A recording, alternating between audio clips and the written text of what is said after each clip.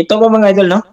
So, Luzon, Visayas at Mindanao at lalong-lalo po sa Japan, ni Ma'am Yoshi at Popsi Cultura at itong si Dante at itong si Ginal Garcia at sino pa ba dyan sa Department ng Japan. At dito sa Pilipinas, mga idol po yung mahilig sa boxing, no? Pasensya na mga idol kung ano po yung nailagay ko po sa top mail. Yun, reply ko lang po ito sa mga, alam nyo, yung mga bitter na mga tao na nagkukunwari na ayaw nila si Casimero. Sasabihan pa tayo daw ang mga pitnyos, tayo daw yung mga traidor, tayo din daw ang mga toxic. Di ba? Di ba? Sinasabi nila yun eh. Kasi may mga source daw sila. Babalikan po natin ang mga idol. Babalikan po natin yung mga nakaraan. Kung maalala niyo mga idol, okay, start na po tayo mga idol. Ito po si DJL Sports at ito po ang ating topic mga idol. Cuadrolas Casimero. Ayaw nila. Pero si Casimero pa rin ang topic nila. So, anong ibig sabihin yun?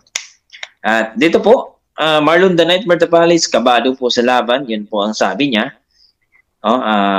Ngayong December 26, so that is undisputed po mga idol sa labanan ng dalawang kampiyon na Marlon Tapales, ang ating kampiyon sa WBE at IBF.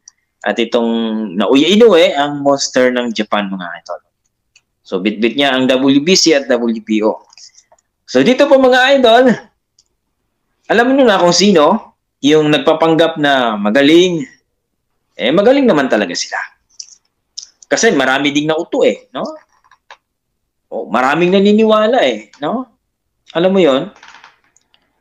Ngayon, kayo lahat dyan, marami naman sigurong bitter dyan, marami ding haters, marami ding mga marami din talagang mga sumubaybay din sa akin. Siguro, medyo masama din sigurong loob nyo kasi ganun talaga mga idol. Boxing fans ako Hindi po ako bitter sa isang boksingero, hindi po. Nagbibigay po ako ng opinion. Kahit po kasi Casimero, nagsasabi din ako. Pero that is part sa natin. Kung anong nakita natin. Unang-una po mga idol kung babalikan po natin way back 2022. Sino nga ba ang naniniwala na may laban si Casimero at sino ba ang nagsasabi na walang laban si Casimero? 19 million the highest, huwag kayong kukurap dyan. Alam nyo. Alam nyo. Kahit ina-announce na, sinasabi na ng promoter, sinasabi na ng na i-hype nyo kasi may laban si Casimero sa December. Diba? Yung way back 2022. Diba? Ngayon, masasabi natin, sino ba talagang traidor? Tayo ba? Sino toxic? Tayo ba?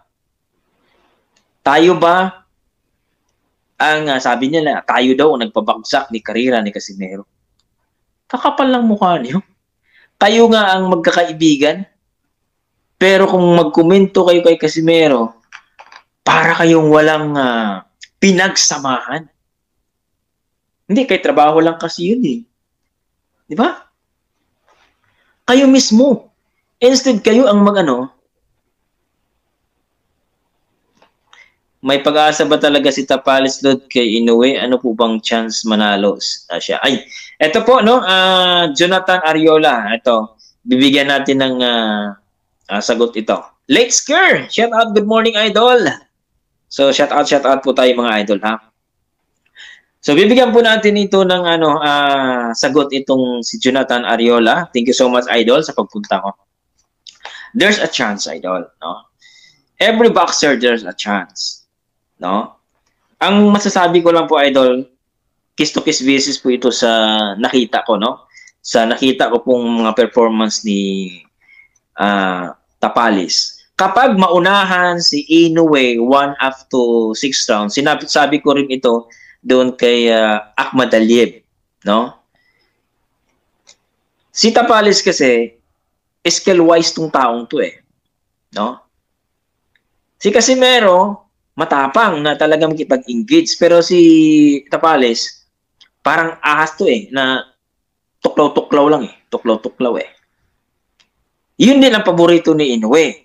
So kapag maunahan po si Inoue ni Tapales, hindi lang babaguhin yung style ni Tapales, maganda. Dagdagan lang. Ibig sabihin, bilis, yung lakas. Kasi okay na yung style ni Tapales Yun na nagpapanalo niya kay Ahmad Dalyib Kahit naman sinabi ko dati na mananalo si Tapales kay Ahmad Dalyib.